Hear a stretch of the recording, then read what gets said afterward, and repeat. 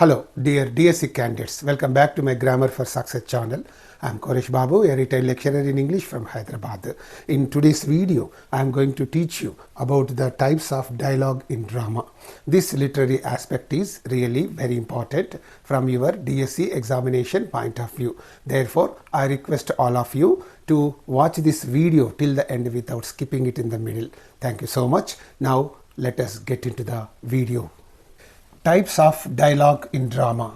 Okay, and this is the topic about which we are going to learn in this video. And types of dialogue, that means there are varieties of dialogues that we can come across in a story, in a novel or in a drama. So what are those varieties of dialogue, or what are those types of dialogue that we are going to see in this video? But before that, let us know the basic idea of what a dialogue is. What is a dialogue then? Let us see that here. What is a dialogue? A dialogue, okay, a dialogue is nothing but a written or spoken. It can be, a dialogue can be in the form of writing or in the form of speech. Okay, that means a dialogue is nothing but a written or spoken conversational exchange.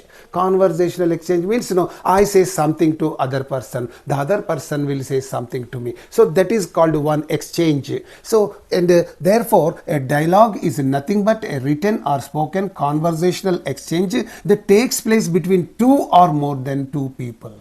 Generally, a dialogue takes place between two persons. Only with one person a dialogue cannot be formed. Okay, the dialogue takes place between two persons only. Minimum there must be two persons. So I say something to that person and he will say something to me. So that is called a dialogue. So therefore this is a this dialogue is a conversational exchange taking place between two persons or more than two persons. So that is the basic idea about this dialogue. And one more important point about this one is, it's a crucial element in many forms of writing. So without these dialogues, I think there is no drama, no novel or any literary work, because for any drama, for any novel, for any literary work, dialogues are very, very important. So without this crucial element, crucial means very essential element, so there cannot be any literary work. Therefore it's a very important element that must be in all forms of writing, okay, such as novels, plays, movies, and even everyday conversation. Even in our everyday conversation also we can find dialogues. You say something to your dada and dada will say something to you, and you talk to your mama, you talk to your brother, sister, so you talk to your neighbors. So in our everyday life we exchange our feelings with others. So that itself is called a conversational exchange, and in those exchanges we make use of spoken dialogue, maybe written dialogue. Okay, generally in our everyday life we go for spoken dialogues only. Yeah, spoken dialogues means the dialogues are in the form of speech. Written dialogues means the dialogues are in the form of writing. That is only the difference. And here as it carries the action, all the dialogues will carry action. Okay, and they also reveal the character. They also tell us about the mind of the character, the ideas of the character, the motivations of the character. So they tell you so many things about that particular character and advances the plot, and they also help move forward the story. They help the story move forward. They help the story advance forward. So in that way, a dialogue in a literary work is very, very important. Without that, I think there is no any literary work. Okay, and right. And now let us learn about the qualities of effective dialogues. Okay, let us go to the next slide. Elements of effective dialogue.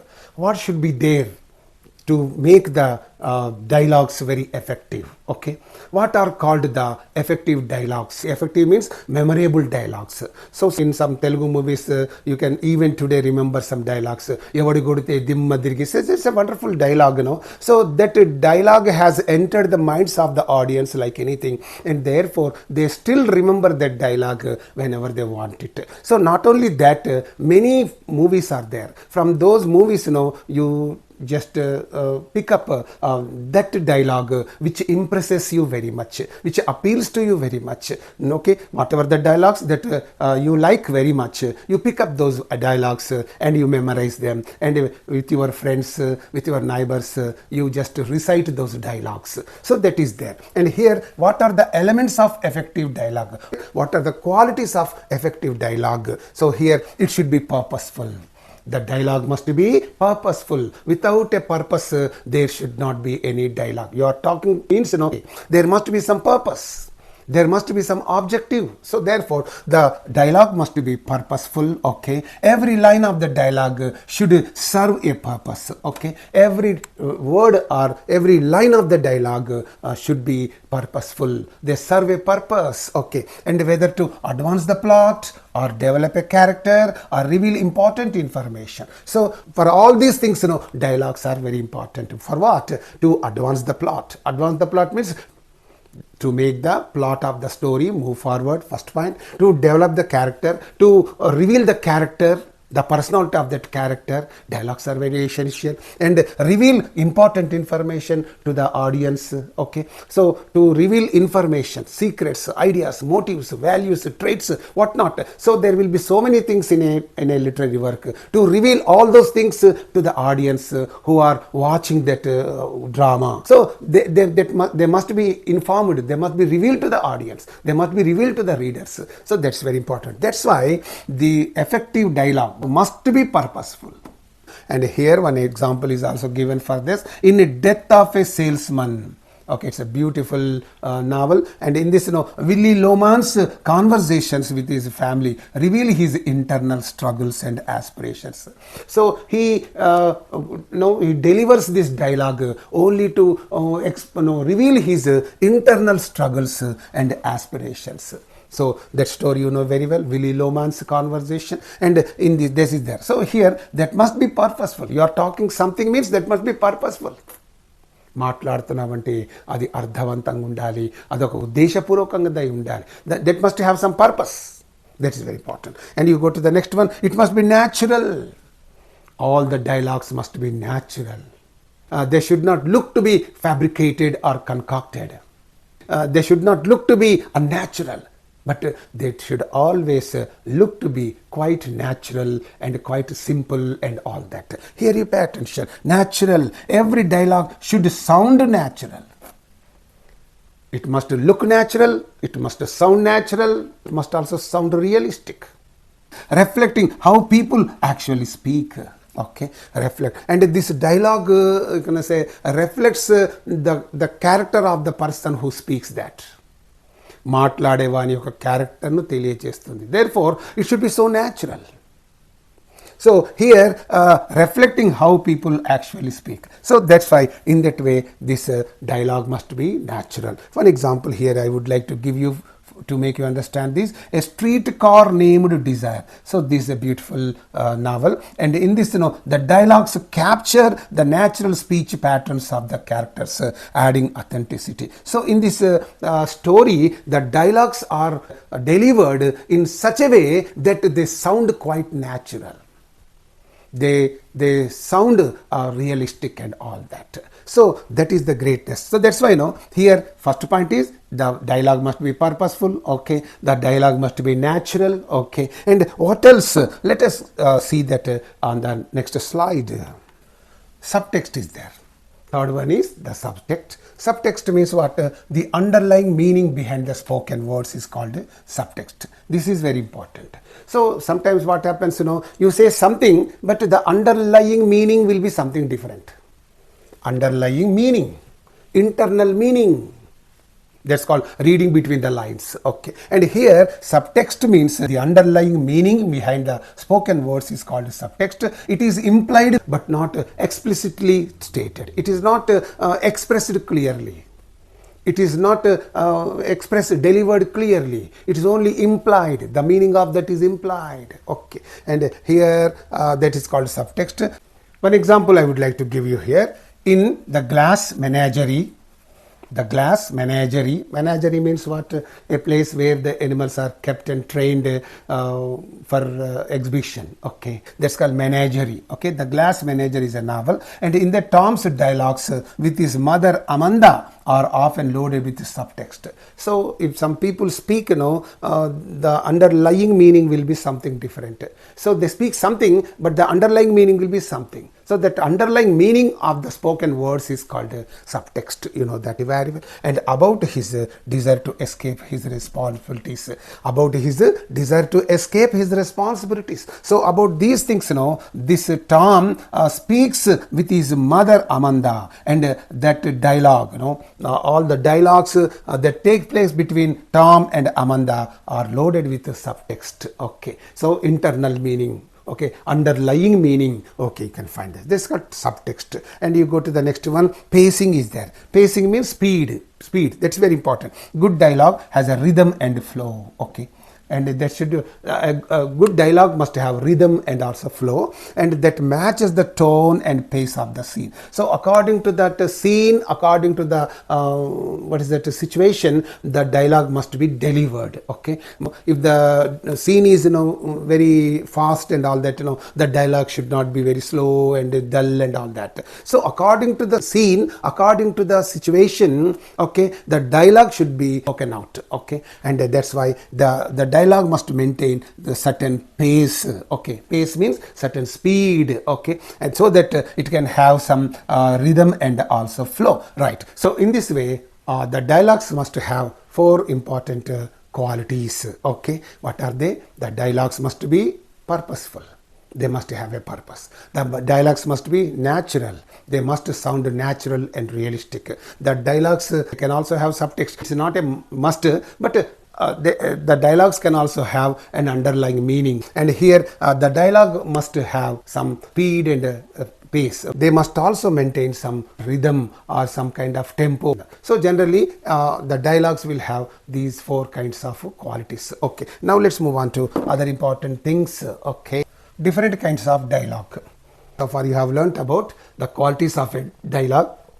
Now you are going to learn about the different kinds of dialogue. In literature, particularly in drama, there are three kinds of distinct forms of speech or dialogue. So in literature, we can come across three kinds of distinct forms of dialogue. Okay, and what are those distinct forms of dialogue? Here you pay attention. They are: number one, soliloquy; number two, monologue; number three, aside. So these are the three very, very important forms of dialogue, kinds of dialogue, and through which the writers express or convey the characters' thoughts, feelings, and motivations in the drama. So that's and they are used to convey characters' thoughts, feelings, and motivations. All the writers will make use of these three forms of dialogue in order to convey their characters' thoughts, feelings, and motivations. So that's very important. And now we are going to learn in this video what this soliloquy is, what this monologue is, what this aside is. All these things we are going to learn on the other slides. Now let's move on to learn about all these things. Soliloquy is there. Very simple. I'm not giving you a lengthy explanation about all these things. What is this soliloquy? A soliloquy is a type of monologue. It is just like a monologue, but there is some difference between this monologue and this soliloquy. What is that soliloquy? Where a character speaks to himself. And soliloquy means speaking something to oneself. That is called a soliloquy. And here revealing his inner thoughts and feelings. Okay, the character speaks to himself about his own inner feelings, about his own inner thoughts and all that. So that is called a soliloquy. Another important point about this is usually done when the character is alone on stage. Generally this soliloquy is performed on the stage when no other characters are there on the stage. Okay, when there are no other characters on the stage, only this character, only one character will be there, and he will be speaking to himself about his own inner thoughts, inner feelings, motivations, aspirations, and whatnot. About all of them he is speaking to himself. because it is a common thing for the human beings to speak to oneself. Okay, to speaking to oneself is a very common thing. If you can observe anybody going all alone along the road, he'll be speaking to himself. He'll be saying like this. He'll be speaking to himself, because that's a quite natural phenomenon.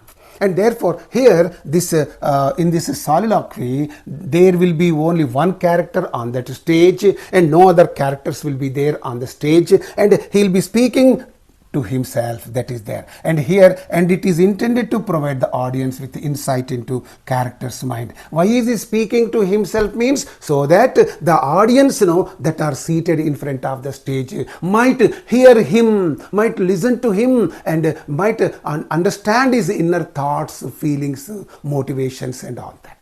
He is speaking to himself means indirectly he is allowing the audience to listen to his inner thoughts. He is allowing the audience to listen to his inner feelings, motivations and all that. So that's why it is intended to provide the audience with insight. Insight means with entry into the character's mind. So whatever is there in his mind, he is revealing to the audience in front of the stage. Isn't it? He is speaking to himself means that naturally the audience will listen to that. So they will understand what is actually going through his mind. Okay, what is there in the heart of hearts of this character.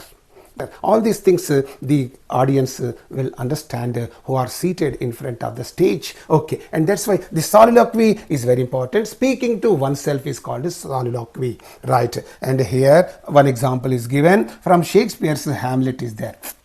One example, famous example is this. What is that? Hamlet is speaking to himself. And what is he saying? To be and or not to be. That is the question. Whether it is nobler in the mind to suffer that slings and arrows of outrageous fortune, or to take arms against a sea of troubles and by opposing end them. So here, this is the soliloquy.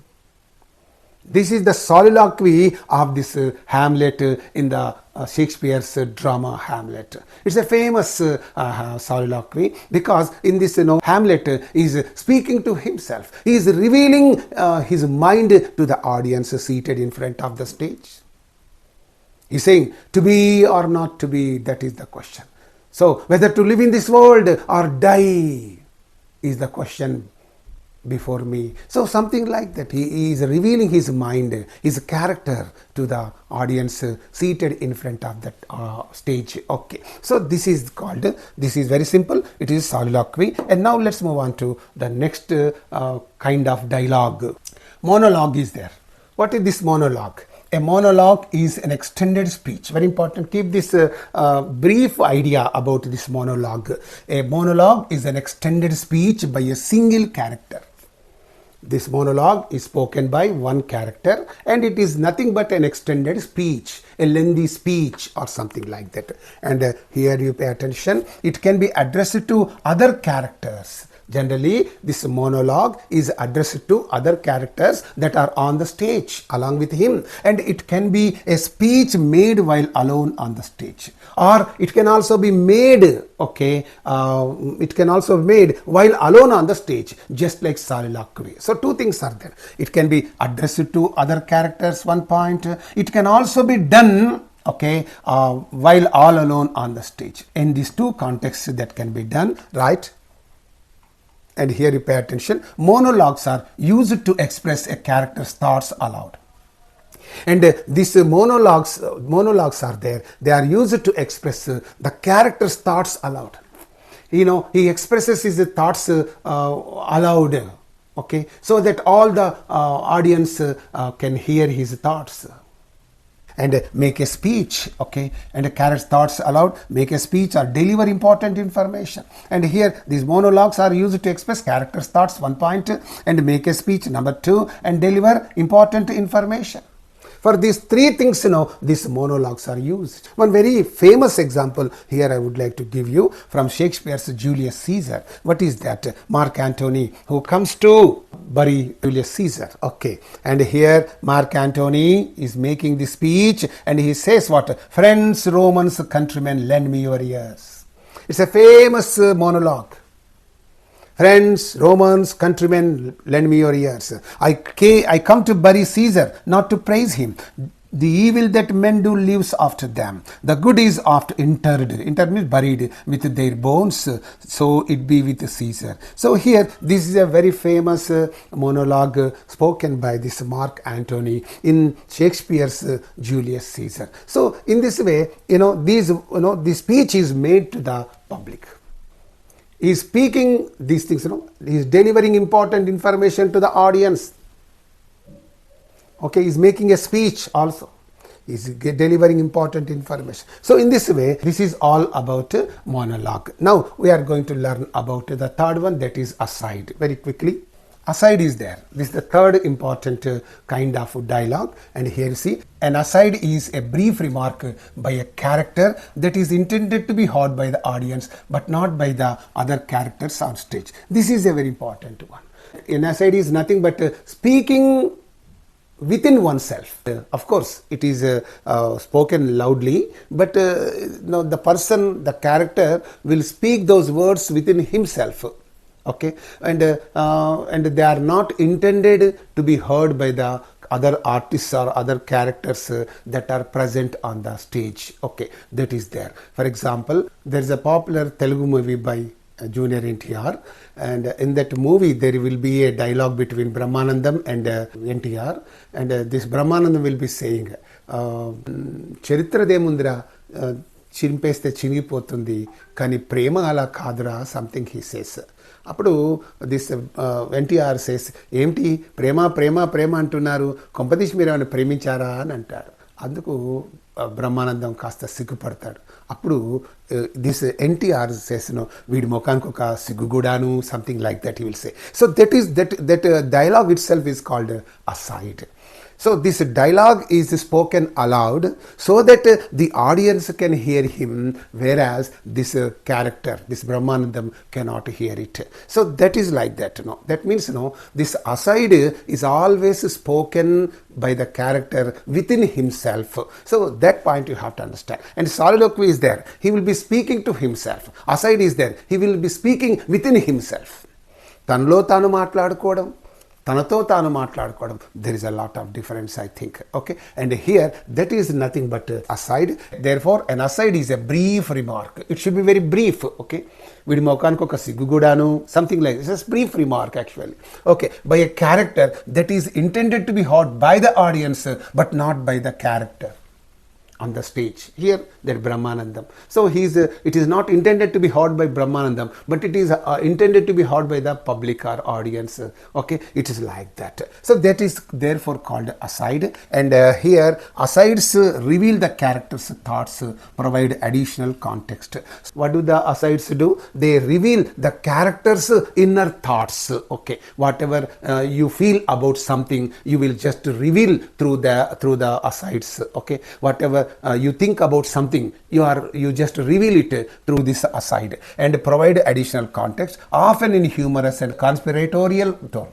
Humorous means in a funny way or in a funny tone. Okay, and conspiratorial means relating to conspiracy and all that. So that remark is generally, this aside is generally spoken in a humorous tone or sometimes in a conspiratorial tone also. Okay, in these two tones these asides are spoken. So on the whole, aside is nothing but a brief remark spoken within the character himself. And here one example is given from Shakespeare's Macbeth, and here Macbeth speaks within himself like this: if it were done when it is done, then it were well done quickly, if the assassination could trummel up the consequence and catch with his Circe's success.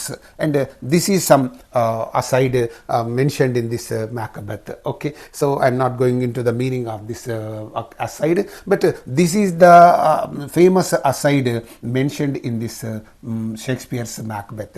Okay, and aside is on the whole something that is spoken within oneself. And now let's move on to other important things. Okay, key differences between them at a glance. So all the differences between these three, soliloquy, monologue and aside, are given on one slide. So here at a glance you can find the differences between these three. Okay, and this is a very important slide. Here, if you pay attention, soliloquy is there. What is the soliloquy? The character is alone, that's the point, that's alone on stage, and his words are not intended to be heard by the audience, but he keeps on speaking to himself, but his words are not intended to be heard by the audience, but the audience will hear them. Okay, you know that very well.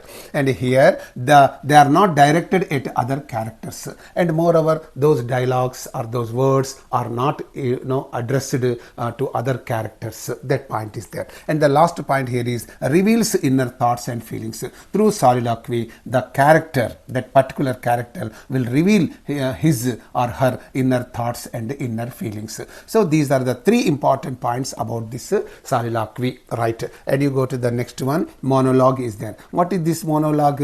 Very briefly, can be delivered to other characters or the audience. So this monologue is nothing but a lengthy speech or an extended speech. This is delivered to other characters that are on the stage or to the audience. That point is clear. And you go to the next one. Longer speech. This monologue is nothing but a longer speech or an extended speech, often addressing on a specific topic. On a particular topic, that person will be speaking. In Telugu also, kulamu ani some old in some old film. My friend used it to recite it on the stage, and whenever an occasion comes. Okay, that is there. Often addressing on a specific topic. So that is there. And here, use it to express thoughts.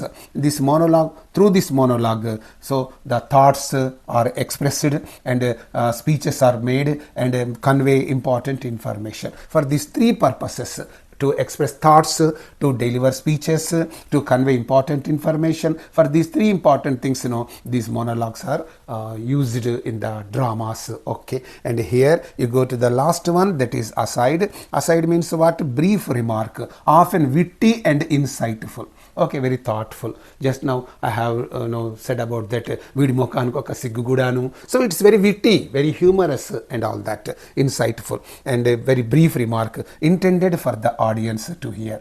This aside is intended to be heard by the audience and not by the characters, okay, on the stage. That is there. And you go to the last point. It provides insight into a character's thoughts and intentions. So here, this aside provides to the audience the insight into a character's thoughts or intentions. So whenever the character who engages in aside, what does he do? He reveals his character. He reveals his thoughts, motivations to the audience. That's why it provides insight into a character's thoughts and intentions. So in this way, soliloquy, monologue and aside, these three are very, very important. They are briefly mentioned in this video. Now let's move on to do some exercise on this small topic. Okay, multiple choice questions on kinds of dialogue. Okay, and this is a small exercise. As many as 20 bits are given. You can answer all of them very easily. If you cannot answer any one of them, you go to the last slide where you can find the answers for all these questions. Okay, now you look at the questions and also the options.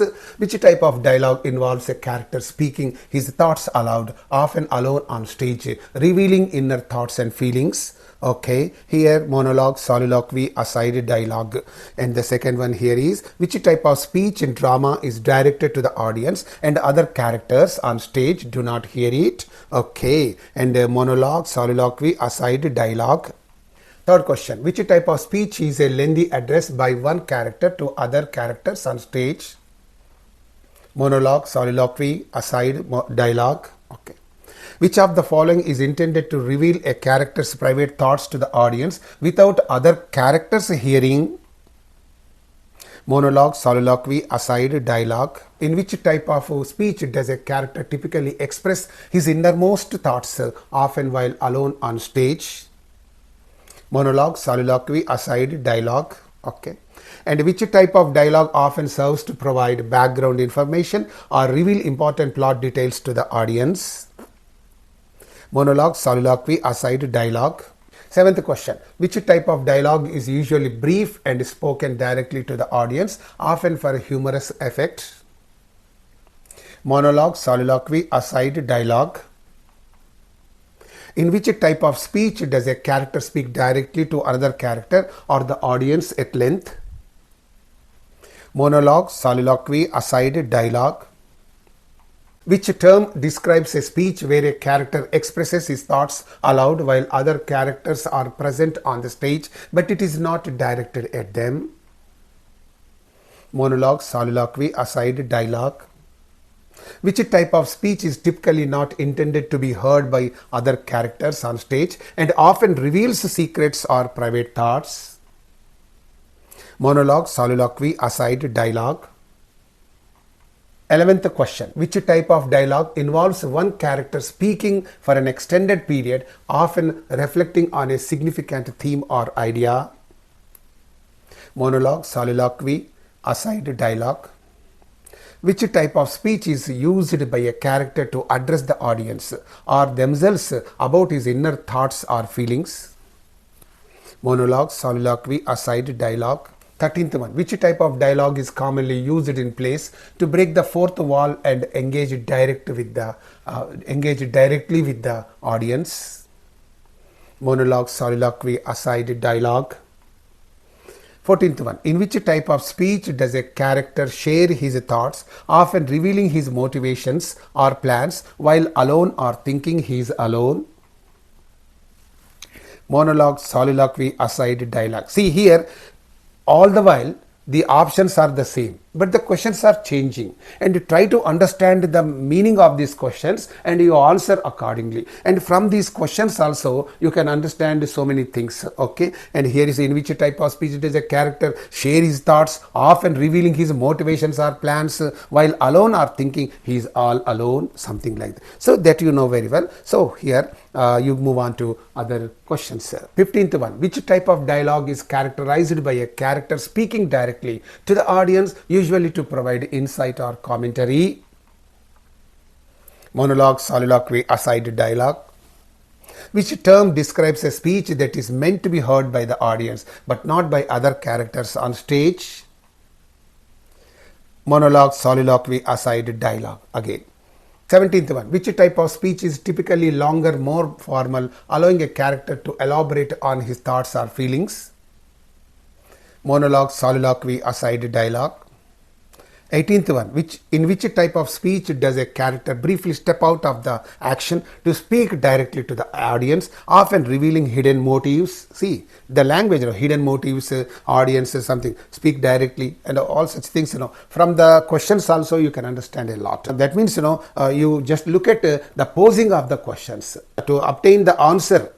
Required answer, the questions are posed in a different style. Okay, maybe the answer is the same, but the posing of the questions is quite different. You can find that here, and you pay attention. Monologue, soliloquy, aside, dialogue. Which type of speech involves a character expressing his thoughts aloud, usually when he is alone or believe he is alone on stage?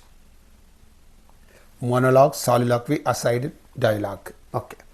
Which type of dialogue involves a character delivering an extended speech to other characters on stage, often to convey important information? Again, the options are the same. Monologue, soliloquy, aside, dialogue. See, the posing of the questions is very important. To get the required answer, the question is posed in a different style or different ways. Okay. Now go to the answers. Here are the answers. 1 to 10. For the questions from 1 to 10, answers are given here, and here 11 to 20. So these are the answers for the questions from 11 to 20. So this is there. With this, this small video comes to an end. Hello dear DSC candidates, thank you so much for watching this video. If you have any problem, please make a mention of it in the comment section. I am here to answer your doubts and questions. Okay, one very important thing I would like to tell you that I'm going to make the methodology videos after a couple of days. They are getting ready and very shortly they will be uploaded. Almost all the methodology videos I'm going to upload in one stretch. Okay, that I'm going to do. So with another beautiful video I shall be back to you. Until then, bye, see you, all of you, right.